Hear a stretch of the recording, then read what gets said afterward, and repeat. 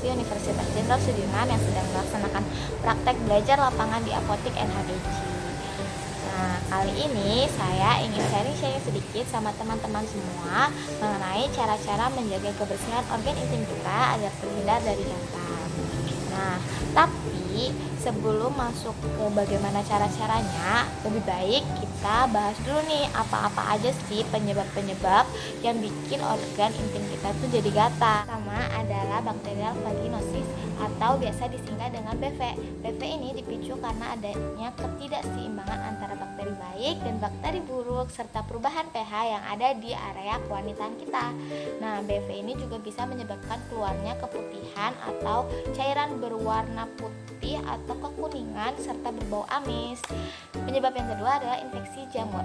Jenis jamur yang biasanya menginfeksi di area kewanitaan atau area intim kita adalah vaginal candidiasis.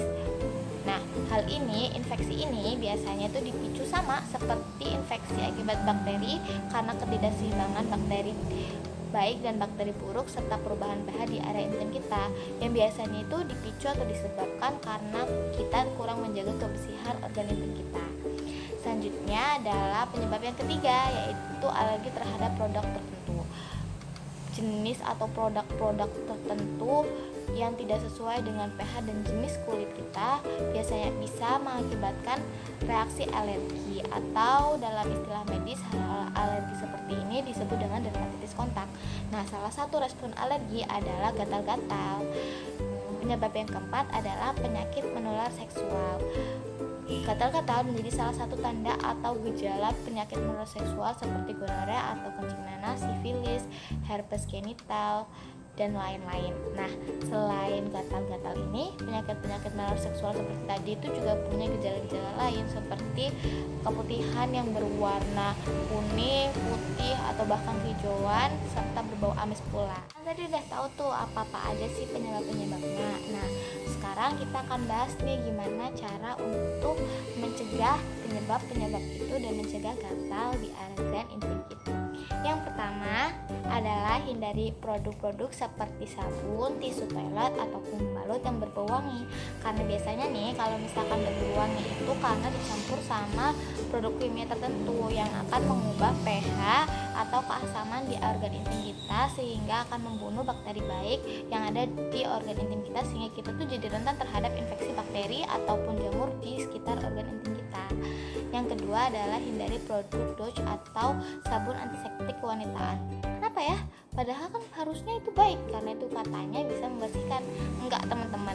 Produk-produk semacam ini justru akan membunuh bakteri-bakteri baik yang ada di organ kewanitaan kita sehingga kita akan rentan juga terhadap adanya infeksi bakteri dan juga jamur di sekitar organ intim kita. Yang ketiga adalah segera ganti pakaian dalam kita kalau misalkan udah terasa lembab ataupun basah. Biasanya tuh kalau waktu olahraga ataupun waktu kita buang air kecil terus habis itu kita bilas itu suka ada air-air di sekitar pakaian dalam kita yang bikin itu tuh jadi lembab ataupun basah. Nah, ini harus segera diganti karena area lembab ataupun basah merupakan tempat yang paling disukai sama bakteri dan jamur. Kemudian cara yang selanjutnya yaitu gunakan pakaian dalam dari bahan katun karena bahan katun ini tuh halus dan juga sirkulasinya tuh baik kalau misalkan kita pakai bahan dari katun ini. Nah, sirkulasi yang baik ini itu dapat meningkatkan kenyamanan kita dalam menggunakan pakaian dalam dan juga mencegah adanya infeksi bakteri dan jamur. Yang kelima adalah hindari seks tanpa pengaman apabila Anda ataupun pasangan Anda mengalami keluhan pada organ intim karena takutnya itu adalah penyakit menular seksual yang kita hindari dan kita cegah penyebarannya. Kemudian yang selanjutnya adalah hindari seks bebas karena kalau misalkan kita seks bebas ini kita kan kurang tahu nih kondisi dari pasangan seksnya. Jadi kita nggak ngerti, siapa tahu ternyata pasangan seksnya itu menderita penyakit menular seksual. Jadi kita harus cegah gitu. Kemudian cara yang terakhir adalah mengkonsumsi makanan dengan gizi tinggi dan gizi seimbang serta mengandung tinggi probiotik seperti yogurt ataupun keju untuk menjaga jumlah bakteri baik di organ intim. Nah, terus gimana nih kalau misalkan gatal-gatalnya tuh tetap muncul padahal kita udah menjaga semaksimal mungkin kebersihan organ intim kita?